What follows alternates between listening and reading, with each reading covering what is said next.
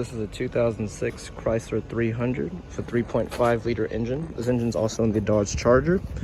We'll be replacing the water pipe that goes right down the middle here and connects to that heater hose right there. This one here, you can kind of see, sorry, the sun's kind of bright today.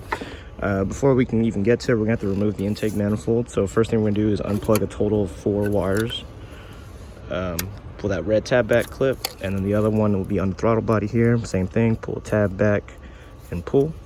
Also gonna remove this intake tube here with a flathead, or I believe a number 10 or 8. We're gonna remove this hose clamp, pull it back, and then we're gonna remove a total of two 10mm nuts on the throttle body here that connects it to the bracket here. So get this bracket out the way so that we can get everything out the way here, as well as remove all these little hoses here, 1, 2, and 3 back there, and also that EGR back there, as well as pull this oil, or I believe it's the transmission dipstick, just pull it out like so, and then we'll get to the next step. All right, so after removing all those little plugs, the intake tube, the 2 10mm nuts holding the throttle body, vacuum hoses back here, and leave that EGR for last. And this, we're gonna remove a total of 7 10mm bolts up top and 2 10mm nuts right here on the bracket, and we'll get to removing it once we get all those out the way. So I haven't removed the 7 10mm bolts holding the intake manifold down. However, I did remove the 2 10mm nuts holding this bracket. But to make my life easier, I'm gonna go ahead and just completely take off the bracket. They're held in place by a 15mm bolt down here, there as well on the same one, and then 2 on the bracket here holding the throttle body down below. So we're gonna remove those, get those brackets out the way, and then get to the intake manifold. So I wanted to add that I actually just loosen those 15mm nut or bolts down here. When you loosen it, as you can see, it gives you a little, allow you to swing these brackets out the way. Same with this side. So now we're gonna remove the intake manifold. All right, so now that the intake manifold is removed, well, just an FYI, you're gonna have to like kind of angle it out because of the EGR and the transmission dipstick here. Easy, it's really easy, don't worry about it. Just kind of angle it upward and slide it out. So I went ahead and marked all these bolts that we will be removing. So I'm first remove the injector right here, and then we'll remove these to get this out the way as well. So, but first go ahead and unplug this and start removing everything, or unplug everything and remove everything. All right, so after removing the injector rail, went ahead and remove the 2 hoses back here, the heater hose and the one that goes into the expansion tank. So now we're gonna remove the other 13mm, pull it up, and it'll expose that water pipe for us to replace. All right, so I've removed the lower intake here. As you can see, the water pipe is right here. It's held in by 2 10mm. So we're gonna go ahead and replace this, as well as clean all this up, because we're gonna replace all the gaskets for the lower intake manifold as well as the upper intake manifold. So I'm gonna go ahead and remove this with 10mm, 2 bolts holding it, pull it off, and then I'm gonna clean off this lower intake to prepare it for the new intake gasket. All right, so just a little FYI, there is an O-ring in here. So when you remove this, be sure the O-ring comes out.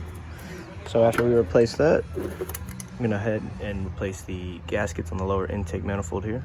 So now I'm gonna go ahead and install the lower intake manifold and get ready to torque it down. So I went ahead and put the lower intake manifold down with the injector rail here. Also put the heater hose and expansion tank hose onto the back of the water pipe here. So earlier I did make a mark so I could just tighten it down, but for this video, I'm just gonna go ahead and torque it down in a sequence so y'all can know. You're gonna do 28 Nm or 21 foot-pounds. You're gonna do 1, 2, 3, 4, 5, 6, 7, and 8. So once we do that, we'll get to the next upper intake manifold and get this finished up. All right, so I've torqued down these 13mm bolts to 21 foot-pounds. Let me just reiterate the order. I might have had it wrong in the beginning. So it's 1, 2, 3, 4, 5, 6, 7, and 8. So now we torqued it down. I'm gonna go ahead and plug the injectors back in and get the upper intake manifold in, which will then torque that down as well. So I went ahead and threw the upper intake manifold in. You're gonna have to kind of slightly angle it to get the EGR in and the dipstick here, making sure that all of these bolts here are lined up properly. And I went ahead and threw the brackets on as well. So now we're gonna tighten these bolts here to 12 Nm or about 9 foot-pounds, starting from the center, working our way outward in like a staggered pattern. So now we're gonna get this tightened, put the brackets on, and we'll be almost done. All right, y'all, so now that we've pretty much put everything back together, using a 3/8 socket or a wrench right here, I'm gonna release or open this valve here, which is gonna be the bleeder for when we put the coolant in.